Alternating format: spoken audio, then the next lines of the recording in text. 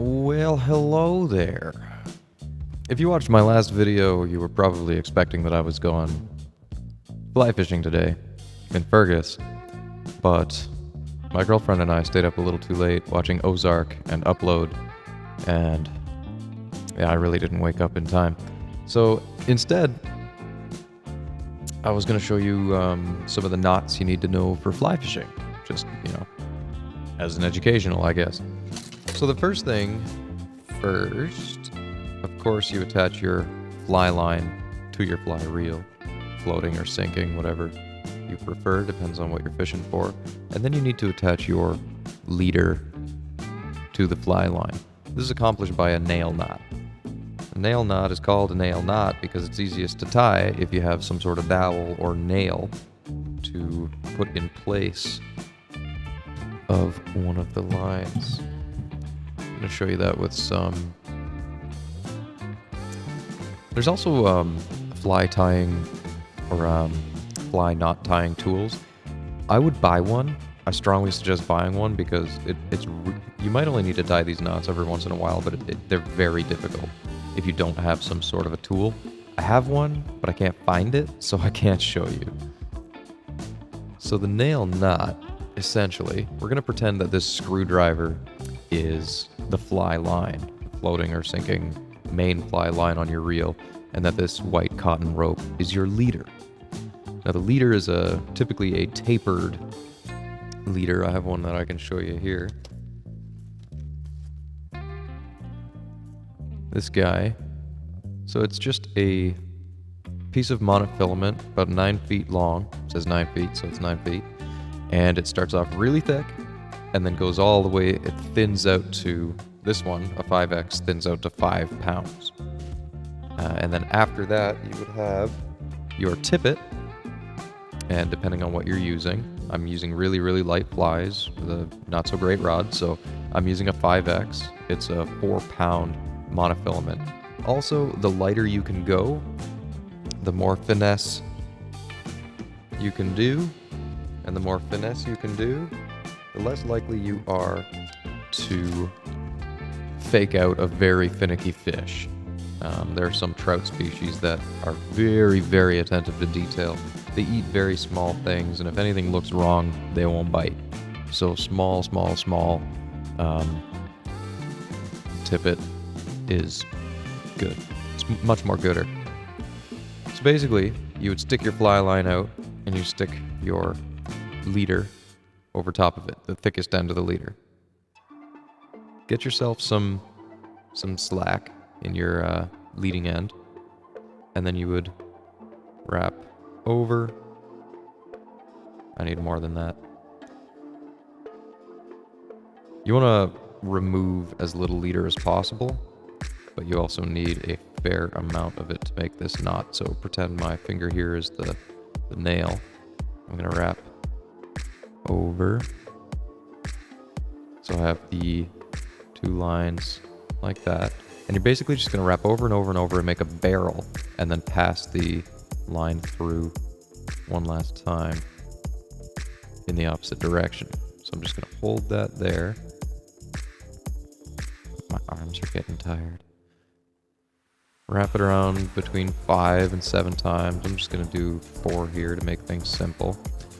Now, pretending that my finger there is the nail, we have space that we can take our line up and do one last run through there.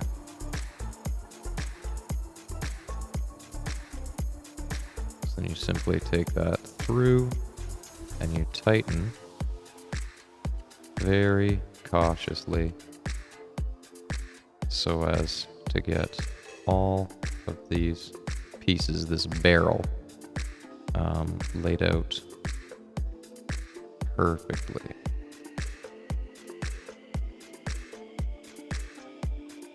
And then it forms around there. This would work better if it were on a slick screwdriver, of course, but you tighten it on, and friction will keep it from... Of course, the more loops you have, the more friction you have, but kind of like a Prusik knot, friction keeps it from sliding off of your fly line, and then you have your leader. Now use a different knot when you're tying your leader to your tippet. That slips off because it's not a very friction surface. On your fly line, it hardly moves. I mean, the knot I have on my fly line now is really ugly, but it's lasted years. So as this leader, I think it's time to replace it. Since it's been sitting in a garage forever, I might even want to strip off a little bit of my fly line. Like, that knot looks really ugly. There's only, the barrel only has about 4 loops, but it held on really, really well. So the nail knot is your first one. That's what you need to apply the leader to the fly line. Next up, you have like kind of a double barrel system to attach your, it's going to be impossible for you to see, but you have a bit of a double barrel system to attach your leader, the end of your leader, to your tippet. The really thin stuff that you use to attach to the fly. I'm gonna show you. Now, I use this to attach leaders to all of my poles. I do notice that it has a bit of a problem when the sizes of the fishing lines are not similar. So if they're similar, it works really well. If they're not, it doesn't work so great. But basically, I'm going to show you with just this. Hopefully it makes sense to you, because I don't have another color. I have a green, but I'm using a green screen, so you wouldn't be able to see that line. All right. This is called a blood knot. You take the 2 ends, so you have your full line. Pretend that this isn't a full loop. This is 2 different lines that you're now splicing together. You're going to take this line in your hand and pinch both of them.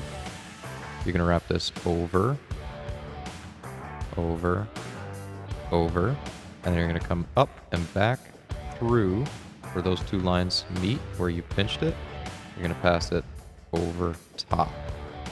I should be using more slack. Use a lot of slack when you're tying this, because it's really touchy, this knot, I find. So again, line them up, pinch them, over, over, over. You can already see a bit of that barrel forming. It's going to be kind of a double barrel. And then you're going to pass that through the top, not the bottom. Now this one, we're going to do exactly the opposite. You're going to go under. Wait a second. This one went down and around and up. So this one has to go around. It can be quite difficult. I'm going to do it again just to make sure I'm not screwing it up. Least favorite knot to tie. So you have your 2 lines, pinch them both. 1, and again, do between 5 and 7 of these loops. I'm just going to do 3. So that one's been going. It started over top, so it's going to end over top. Come on there. This one, I don't think there is a tool that can help you tie it. So the previous one went over top, so this one's going to go back behind and over top. 1, 2, 5 or 7. Now this one is going to go through that hole as well, but it's going to go back in the opposite direction. I'm going to tie it through that way. In the end, not tightened, this knot should look something ugly like this. You're going to hold both of these ends. Kind of try and straighten your knot out a little bit before it gets tightened up. It's really tough to do with fishing line. Dobby, what do you want? Am I playing with string in your knot? Go into your bed. Go up into the window. Go to your bed. Go. Get out of here. All right. So what I like to do when I'm tying this on fishing line is I will take both of these ends, I'll bite them, and I'll give her the final tighten so that they don't slip out.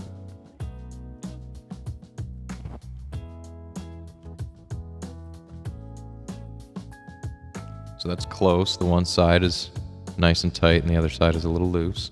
Sometimes you can fix it by pulling on the tag ends a little bit, and just fiddle with it. Make sure that knot is tightening on correctly. Give that final tug. Be careful about not holding those, because when you are using fishing line, it has a tendency to just run straight out of it.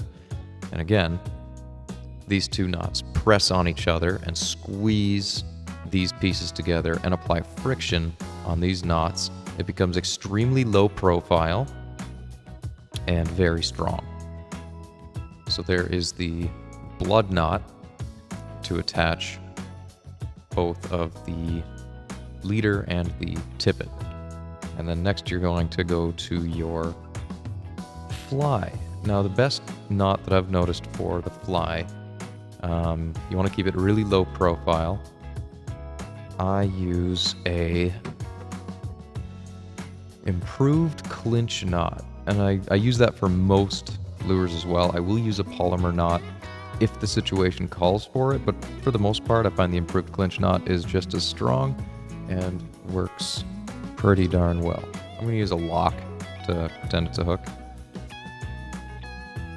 So with the improved clinch knot, you go through the eyelet of the hook and you wrap around multiple times. 1, 2, 3, and multiple. Next, you're going to go through that hole there. Come on. And if you were to tighten that down, it would barrel and squeeze that rope on the eyelet of the hook. But to make an improved clinch knot, you're going to take that tag end and go through that hole there. Hold on to that end. It's terrible to be working with this stuff. Something ain't right about that. That is how you tie the knot, but I must have messed up part of the working end of the rope. Something is out of place. I'm gonna try it again, just to make sure it falls into place correctly. And I'm gonna use a lot more rope this time. It doesn't slide on that lock very well, it's kind of rusty.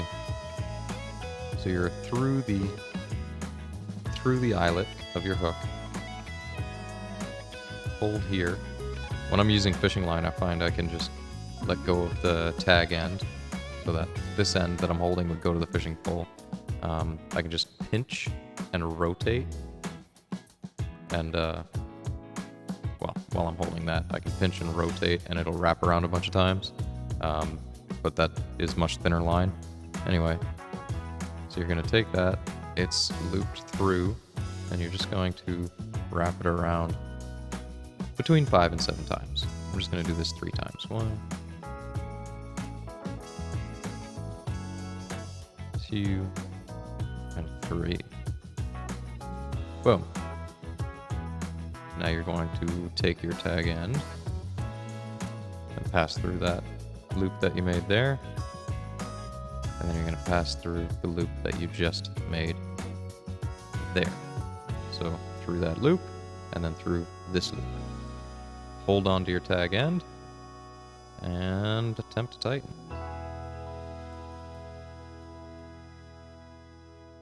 It looks big and ugly because of this rope, but when you tie it into fishing line, it is extremely low profile and very strong. You don't lose a lot of strength in this knot. Mostly when you tie a knot in a rope or a string or fishing line, you pinch it and you reduce the ability for it to hold weight.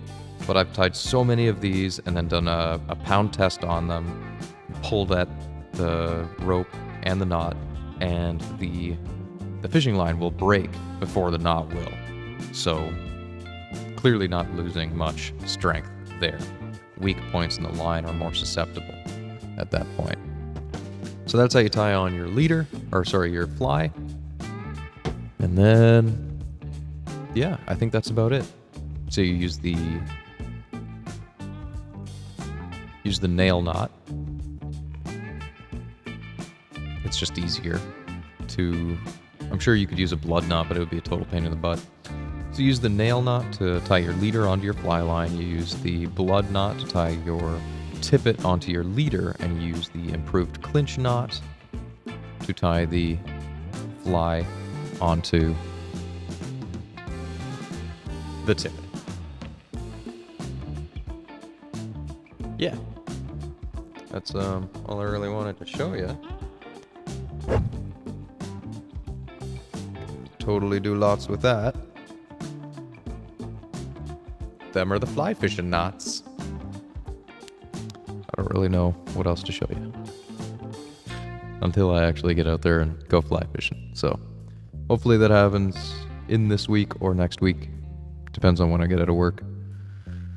So enjoy your day.